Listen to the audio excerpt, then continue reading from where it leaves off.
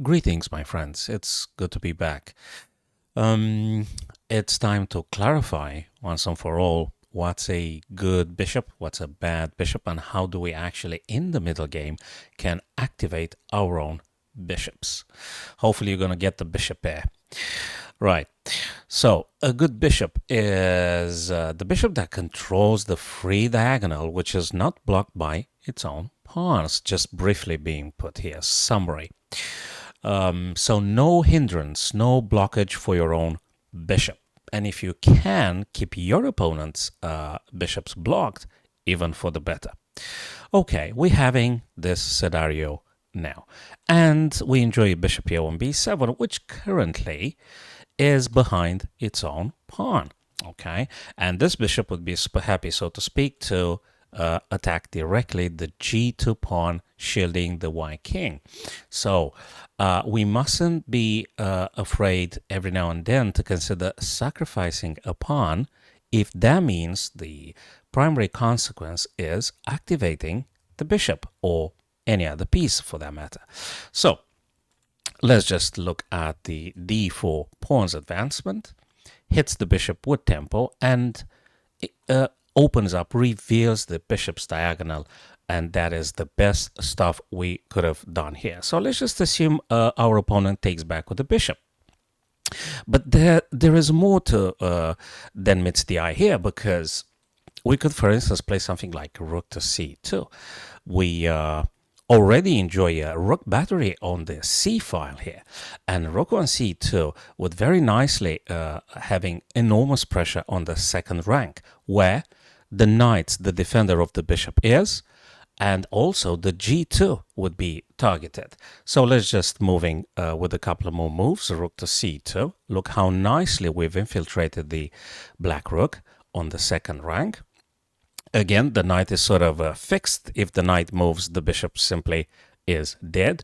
Not mentioning that we always may consider something like queen to d5 with a deadly battery here. Of course, white is not going to sit and wait, but it's worth mentioning all these very good ideas. Let's see, rook to f2 had been chosen here by white in an attempt to provide defense for g2 and discouraging us from making a battery and stuff like that. But rook on f2 means another thing. It blocks the queen from guarding h4. So all this data collecting during the live game, it's important to happen, and we need to have this sort of internal debate with ourselves and ask ourselves, how can I increase the attack? How can I add more pressure? And you will hopefully finding knight to h4. That already exerts quite pressure on the g2.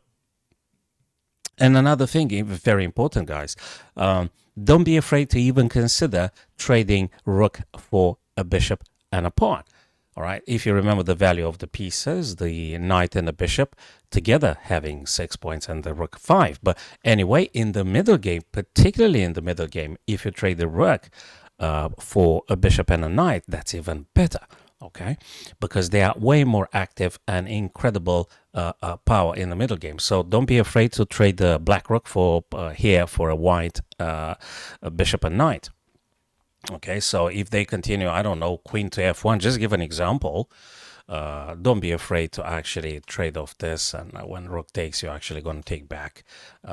You're going to take back the bishop. So again, very good trades happening here. This position. Now, the bishop on c8, not a very good bishop, totally bad bishop. So it's important to understand this one. It's a bad bishop because hits on e6, that's its own pawn. It doesn't have a future here because, first thing first, the pawn on b7 is blocked by the knight. So you can't do nothing. So they're hoping that actually white will be trading the bishop on d7. They do hope. Now, you mustn't take the bishop because you're helping your opponent, okay? So you're going to drop the bishop on d3, aiming at the critical h7 square.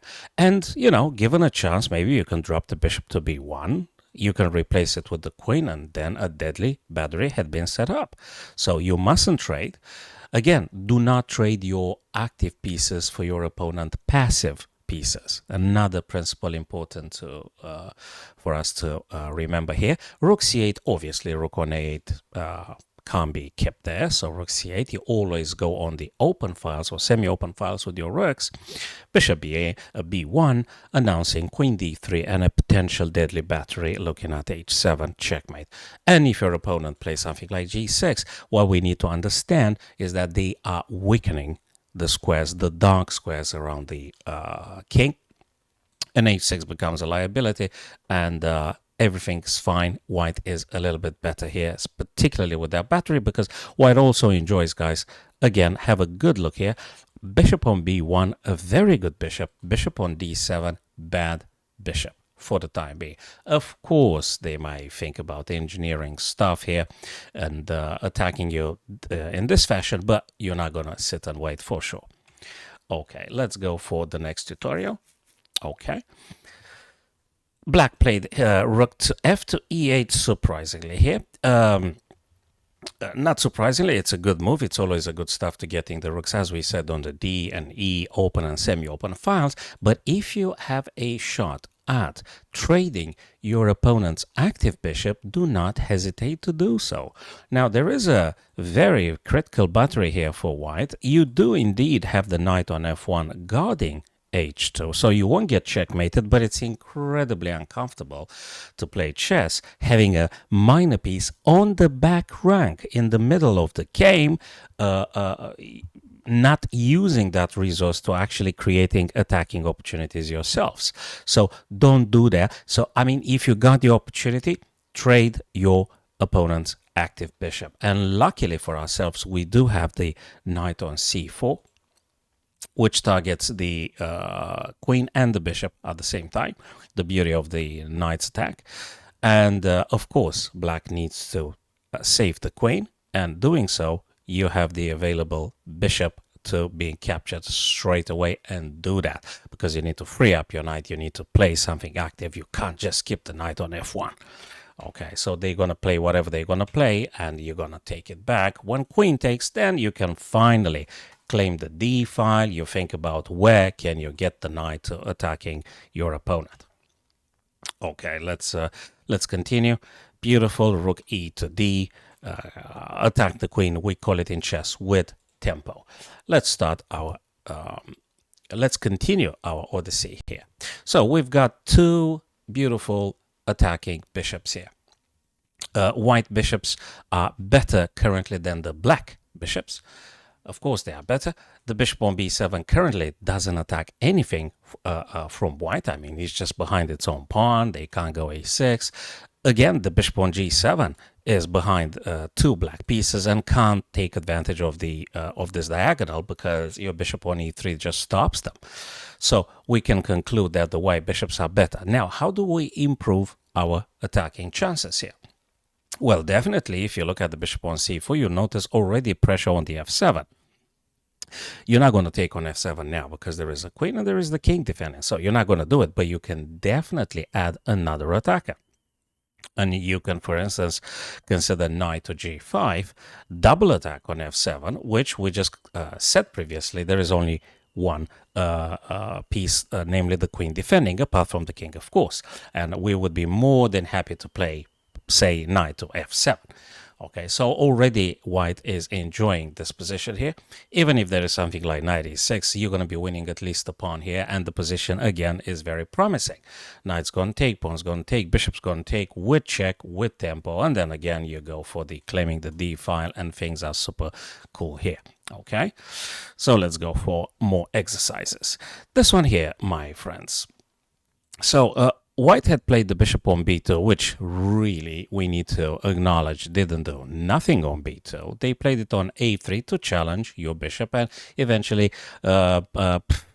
proposing you to trade off the bishops. Do you really have to take the bishop on a3, given the fact that the bishop on d6 actually looks towards the white king fortress and you attack the h2? So as a general rule, my friends, let's put it like this. If your bishops look towards your opponent's king's fortress, the pawn defending it, shielding the king, don't trade your bishop unless it's absolutely necessary.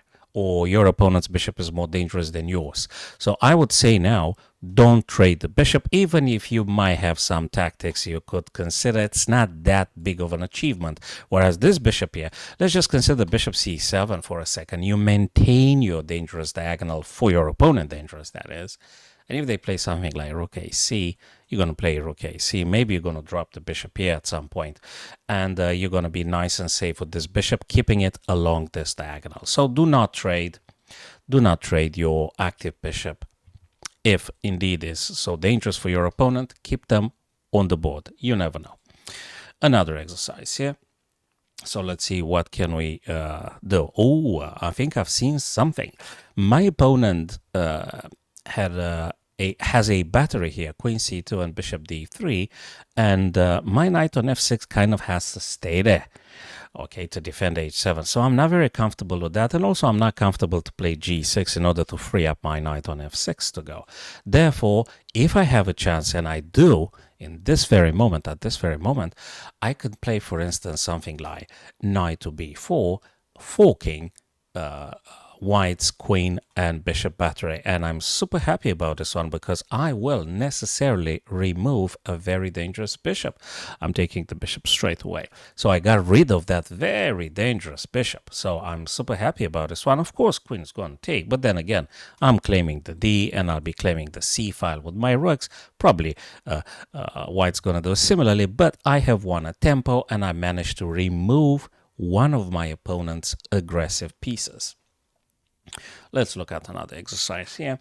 And this is actually, looks to me a bit more like a tactic that results in winning material or delivering checkmate. If I'm correct, there is a bishop here attacking, but my knight is painfully, awkwardly positioned here. What I'm interested here, guys, is just I don't want to tolerate that much this knight and bishop controlling the d6. I'm not comfortable with that one. So I wonder if I could perhaps play something like a6, the white knight being pushed back, and if I go with queen to c7, I might just very well threaten checkmate on h2 and at the same time forking the knight. That's great. If previously you thought about that they would be playing something like this, I suspect rook to e6 would have forced the knight to take the bishop, and then I would have taken it back perhaps with the queen and stuff. But nevertheless, in this position here, queen to c7 threatens either checkmate or knight being won, and that's absolutely great. Black is totally winning here, white is lost. Okay, what is the stuff we want to do? First thing first, let's just understand. We've got the bishop here. Fine. Okay. This bishop is happy currently. Of course, there's always things we need to consider to keep improving our pieces. But the bishop on c1 particularly suffers. So it's we could put it this way, we haven't finished the development of our pieces. So how do I do with the bishop on c1? Well, the bishop on c1 would be happy to play on b2 and then control this diagonal if the pawn on d4 wasn't there. And you know something? Before we play bishop b2, we definitely must consider pushing d4 to d5 right now ourselves, because if we don't do it, you know something? Our opponent will understand probably pretty much the same things as ourselves. And what if they push themselves, blocking thus our bishop on b2 and its diagonal? So perhaps we should consider first, the correct move order, which is pushing the pawn up. Okay, we do not allow them to push the pawn, therefore our own bishop will go to b2, successfully attacking along this diagonal. Okay, so I hope I managed to clarify this aspect, my chess friends, with the good bishop. What is a good bishop? Controlling the open diagonals, unhindered by its own pawns, and you're going to be more successful in your own understanding of the middle game. Thank you very much. Subscribe to this YouTube channel, guys, and see you on my live streams. Thank you.